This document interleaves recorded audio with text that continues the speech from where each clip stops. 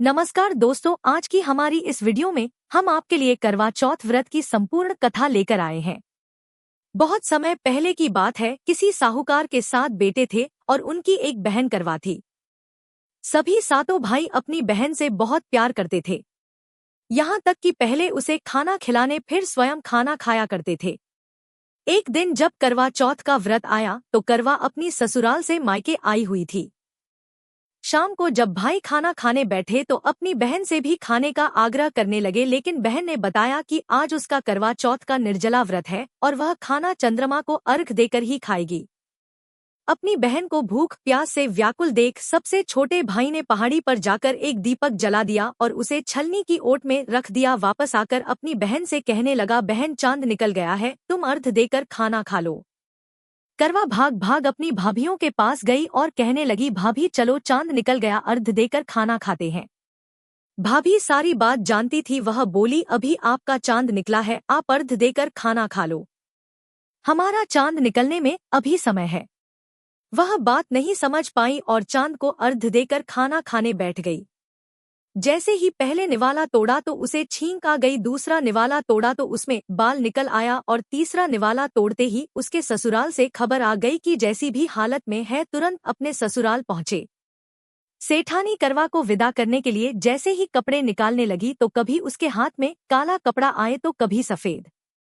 यह देखकर सेठानी को बहुत चिंता हुई और वह करवा से बोली, बेटा रास्ते में जो भी मिले उन सबके पैर छूती जाना, जो भी तुझे गुड सुहागन होने का आशीर्वाद दे तो वही अपने पाले में गांठ बांध लेना। माँ की यह बात सुनकर करवा अपने ससुराल के लिए निकल गई। रास्ते में जो भी मिला करवा उन सबके पैर छूती गई। सभी उसे खुश रहो सुखी रहो यह आशीर्वाद देते रहे, लेकिन किसी ने भी उसे गुड सुहागन होने का आशीर्वाद नहीं दिया।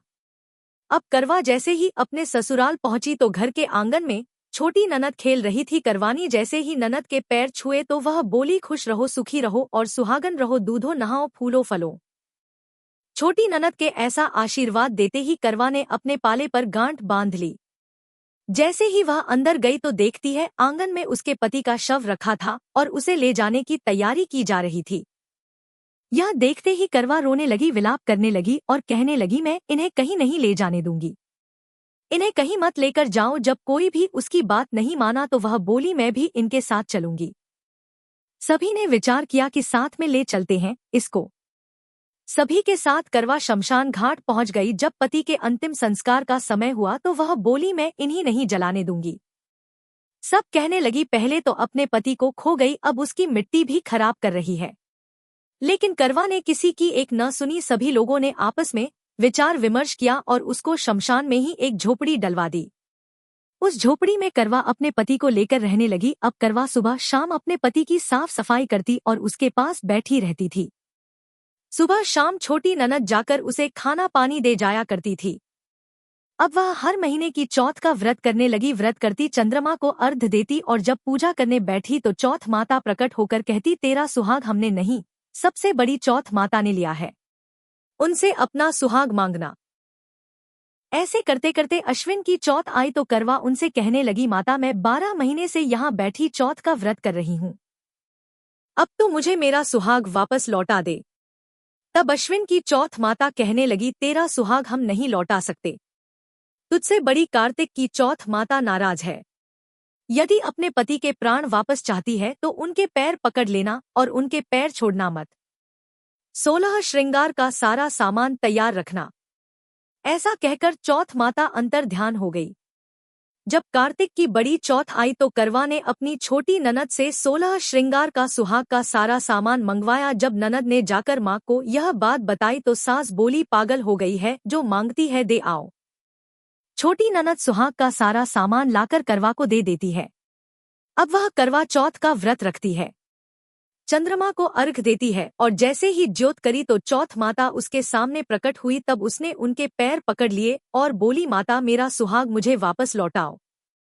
यह सुन चौथ माता बोली, अरे तू तो बहुत भूखी है, अपने भाइयों की प्यारी है, तुझे सुहाग का क्या काम।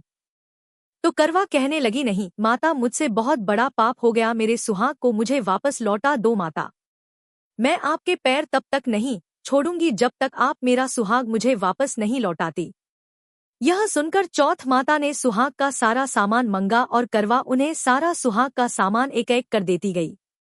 तब चौथ माता उसे कहने लगी, तुझे जरूर व्रत करने की सारी विधि सब बात कोई समझा कर गया है। तो करवा कहने लगी, माता मुझे तो हालात ने सब कुछ समझा दिया है, आप बस मेरा सुहाग मुझे वापस लौटा दे। तब चौथ माता ने अपनी आंखों से काजल निकाला, उंगलियों से मेहंदी और मांग से सिंदूर निकालकर उसे करवे में खोल दिया और उस जल से उसके पति को छिटा लगाया। छींटा लगते ही उसका पति जीवित हो गया। जाते जाते चौथ माता उसकी झोपड़ी पर लात मार गई, जिससे उसकी झोपड़ी महल में बदल गई। करवा के सब सुख आनंद हो गया। शाम को जब छोटी ननद भाभी के लिए खाना लेकर आई तो देखती है कि भाभी की झोपड़ी तो कहीं है ही नहीं, उसकी जगह एक बड़ा सा महल खड़ा है। उधर करवा खिड़की में बैठी छोटी ननद के आने की प्रतीक्षा कर रही थी। छोटी ननद को आता देखकर वह दौड़ी दौड़ी उसके पास गई और कहने लगी, देखो भाई साहब, आपका भाई जीवित हो गया। घर जाओ और माताजी से कहो कि गाजे बाजे के साथ हमें लेने आए। छोटी ननद दौड़ी दौड़ी माँ के पास गई और कहने लगी, माँ भाई जीवित हो गया। माँ कहने लगी, अब तक तो वह भाभी ही थी, अब तेरा भी उसके साथ साथ दिमाग खराब हो गया है।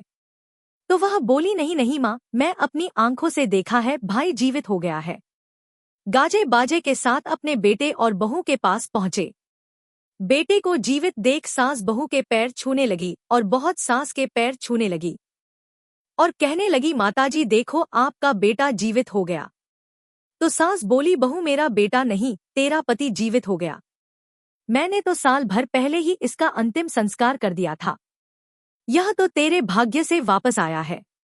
हे चौथ माता, जैसी साहूकार की बेटी के साथ करी वैसे किसी के साथ मत करना, और बाद में जैसे करवा के पति को लंबी आयु दी वैसे ही इस कथा को कहने वाली, सुनने वाली और हुक्रा भरने वाले सब पर कृपा करना। जय चौथ माता।